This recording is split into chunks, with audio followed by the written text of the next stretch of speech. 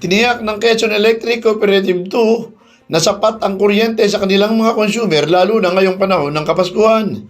Ayon kay Kiselco 2 General Manager Engineer Bon Erwin Asagra, walang dapat ipangamba ang mga member consumers ngayong holiday season dahil sobra-sobra ang supply ng kanilang kuryente. Ang capacity umano ng Kiselco 2 ay umaabot sa 15 megawatts, 5 megawatts sa Real Quezon at 10 megawatts naman para sa Infanta at General Lacar. Habang ang aktual na kinukonsumo ay umaabot lamang sa 9 megawatt para sa tatlong bayan. Ngayong panahon to, December, kung pag-uusapan natin yung capacity ng ating mga power substation sa Rizalco 2, sobra pa naman yung ating capacity. Actually, 15 megawatts ang ating capacity. 5 megawatts sa Real and then 10 megawatts sa Infanta and General Lacar. Sa ngayon, ang ating maximum demand o yung kinukonsumong kuryente ng ating mga kababayan sa tatlong bayan is only about 9 megawatts. So, meron pa tayong sobra capacity para sa ating mga kababayan.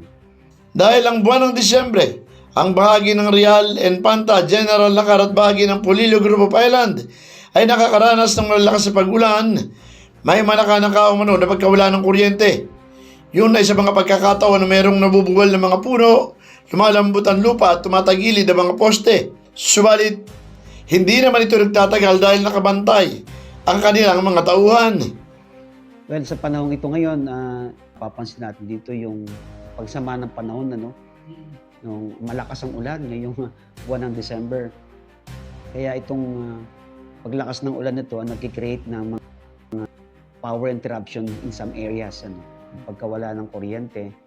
Kasi nga, yung ating poste dyan, sometimes tumatagilid, naglilin, mayroong mga natutumba. So, there are some isolated local power interruption in some areas na kung saan naman meron tayong mga designated line personnel, line crew and linemen na siyang in charge to repair and maintain our facilities. Samantala, ngayong Christmas season, nagpaalala si JM Asagra sa paggamit ng mga Christmas lights na substandard upang maiwasan ang sakuna.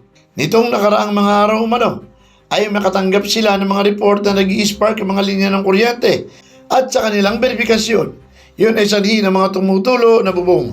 Kaya nga't pinayuhan ni JM Asagra ang mga consumer na i-check ang kanilang mga bubong upang maiwasan ang shortages sa mga linya ng kuryente. Pinaalalahanan din ito ang mga gumagamit ng Christmas lights na hindi certified ng Bureau of Product Standard na pwedeng pagbunan ng sunog at may kuryente.